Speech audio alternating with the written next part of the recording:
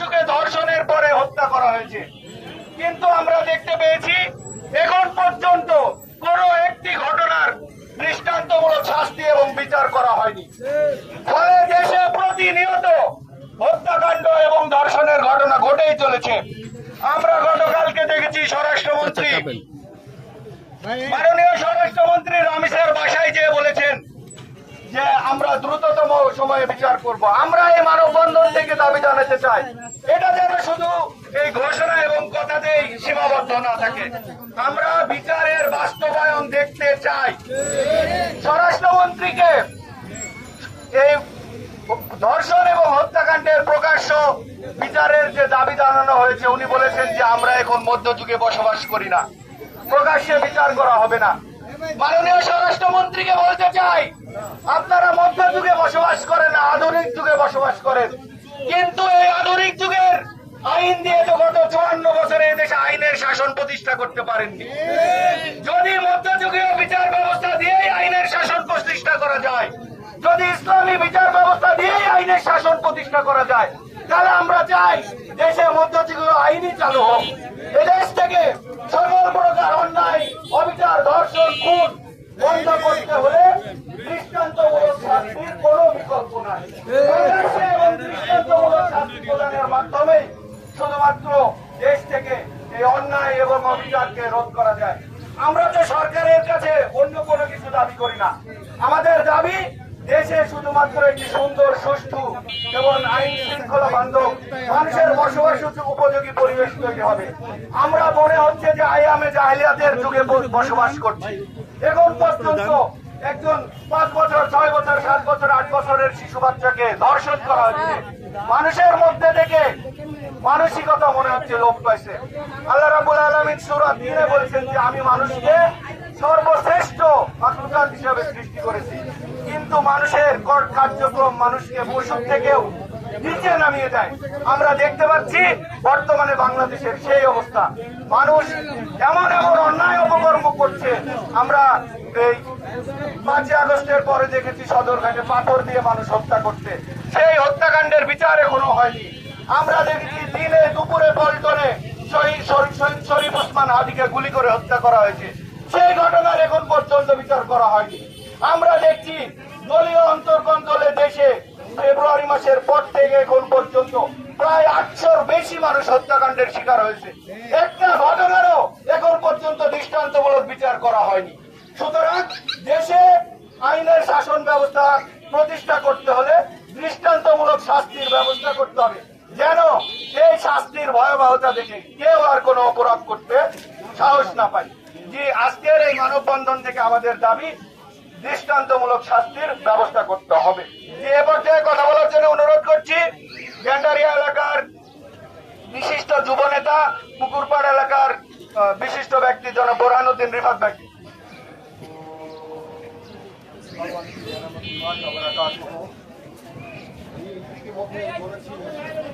আমাদের বাংলাদেশ, এই যে নতুন বাংলাদেশ আমরা কিভাবে পেয়েছি, আজকে আমরা এখানে যারা বসবাস করছি শুনছি, আমরা সবাই জানি এবং বুঝি যে বহু কষ্ট, বহু ত্যাগ তিতিক্ষার মধ্যে দিয়ে ৭১ হয়তো আমরা দেখিনি, কিন্তু এই ফ্যাসিস্টের তাড়ানোর জন্য আমাদেরকে কত কষ্ট করতে হয়েছে।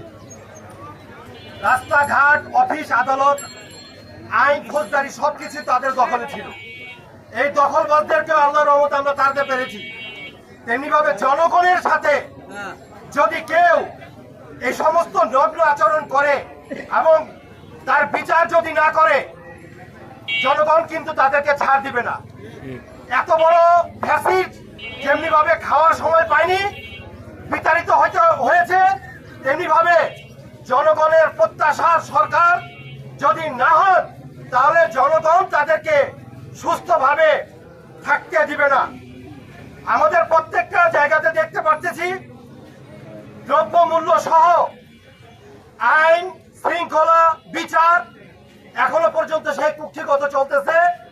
আইনের মধ্যে যে সকল বড় বড় জচ্ছরগুলো ছিলেন, এই জচ্ছরদেরকে টাকার বিনিময়ে ছাড় করিয়ে দিচ্ছে, তারা ছাড় পাচ্ছে। আস্তে আস্তে সেই ফ্যাসিস্টদের রাজ্য এই বাংলাদেশে কায়েম হচ্ছে। এই বাংলাদেশকে নতুন করে সাজানোর জন্য যে হাজার হাজার রক্ত দিয়ে স্বাধীন করা হয়েছিল, কাজেই তার প্রতিফলন ঘটাতে প্রয়োজনে আমরা আবার বদ্ধপরিকর প্রত্যেক এলাকায় এলাকায়, প্রত্যেক থানায় থানায়, জেলায় জেলায় আজকের শিশু রামিসার সহ আইন শৃঙ্খলার অবনতি, সন্ত্রাসী চাঁদাবাজির বিরুদ্ধে বিক্ষোভ প্রদর্শন চলছে এবং তারই ধারাবাহিকতায় গ্যান্ডারিয়া দুপখোলা বাজারে আমরা এই কর্মসূচি পালন করলাম। আমরা সচেতন করতে চাচ্ছি। আমাদের ইমাম মাহাদি হুজুরও কিন্তু এই ব্যাপারে তার হৃদয়ে কান্না সহ বলেছে যে আমাদেরকে বীরের সাথে আমাদের এই প্রতিবাদ করতে হবে। আল্লাহ তাআলা বলেন তা'মুরুনা বিল মারুফ ওয়া তানহাউনা আনিল মুনকার। আমরা যদি সৎ কাজের আদেশ করতে না পারি আর অসৎ কাজের নিষেধ করতে না পারি, তাহলে মুসলমানের চিত্ত কিন্তু আমাদের থাকে না। আল্লাহ রাসূল এই জন্যই খুব কষ্ট নিয়ে বলতেছিল যে আমি দেখতে পাচ্ছি যে দোয়া কবুল বন্ধ হয়ে যাবে। কেন? যে মানুষ তার সামনে অপকর্ম ঘটবে কিন্তু কথা বলবে না। আজকে আমার ভাইয়েরা আশেপাশে আছে, আমরা এখানে কেন দাঁড়াইছি ভাই? আমরা নিজের কোন স্বার্থের জন্য দাঁড়াইছি? আমরা সকলের স্বার্থের জন্য। আপনার আমার সন্তান জানি এরকম বিপদে না পড়ে, এমন করুণ পরিণতি যাতে না হয়, এবং প্রত্যেক থানায় থানায় আমাদেরকে এই সচেতন করা আমাদের ইসলামী মূল্যবোধের নাগরিক হিসেবে একজন মুসলমান, সাধারণ মুসলমান আমাদের দায়িত্ব। এই দায়িত্ববোধ থেকে সকলকে জাগ্রত হওয়ার জন্য উদাত্ত আহ্বান রেখে আমি আমার বক্তব্য শেষ করছি। ধন্যবাদ সবাইকে। ওমা তৌফিক ইল্লা বিল্লাহ। আসসালামু আলাইকুম ওয়া রাহমাতুল্লাহি ওয়া বারাকাতুহু। জি, সম্মানিত ভাইরা, এ পর্যায়ে কথা বলার জন্য অনুরোধ করছি ভাট্টিখালা এলাকার বিশিষ্ট ব্যক্তি আলাউদ্দিন আলম ভাইকে।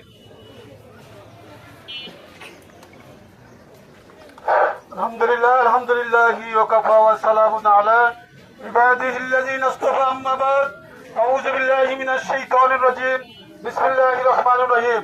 বাংলাদেশ জামাত ইসলামী 45 ওয়ার্ড কর্তৃক আয়োজিত আজকের প্রোগ্রামে উপস্থিত আছেন আমাদের থানার সম্মানিত সেক্রেটারি মাসুদ আলম জব্বার ভাই, উপস্থিত আছেন অন্য নেতৃবৃন্দ এবং সম্মানিত শ্রোতা মণ্ডলী।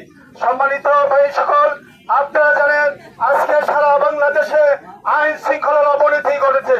অথচ নতুন একটি সরকার এই দেশে প্রথম তারা এসে বলল যে তারা অনেক পরিবর্তন করবে, কিন্তু দুঃখজনক হলেও তারা আজকে ফ্যামিলি কার্ড, আজকে তারা বিভিন্ন রকম কৃষক কার্ড নিয়ে মানুষের কাছে যাচ্ছে, কিন্তু মানুষের জনগণের নিরাপত্তার জন্য কোনো কার্ড আমরা দেখতে পাচ্ছি না। আজকে অরহর হত্যা, দর্শন, লুটপাট সবকিছু হয়ে যাচ্ছে। তার একটা বেশি কারণ হলো মাদক। আজকে মাদক সেবিকা মাদক খেয়ে তারা অনবরত অন্যায় অপরাধের সাথে জড়িয়ে যাচ্ছে। আজকে সমাজে শান্তি প্রতিষ্ঠা করতে হয়, এই মাদকের বিরুদ্ধে আজকে আমাদের সংগ্রাম করতে হবে। এই জন্য প্রশাসন থেকে শুরু করে বর্তমান সরকারকে আমরা বলতে চাই অনিতে বিলম্বে আপনারা এই মাদকের বিরুদ্ধে ব্যবস্থা নেন। আজকে যে রাফসাক থেকে হত্যা করা হয়েছে, সে মাদক সেবী ছিল, মাদক সেবী হওয়ার কারণে সে মানুষকে খুন করেছে। এর আগেও তার বিচার জানার কারণে আমরা জানতে পারছি সে তার বাড়িতে এলাকায়ও সে হত্যাকাণ্ড করে আসছে, সে শুধুমাত্র নেশা হওয়ার কারণে।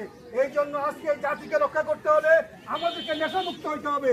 বাংলাদেশ জামাত ইসলামী সৎ এবং যোগ্য শাসন ব্যবস্থা কায়েম করতে চায়।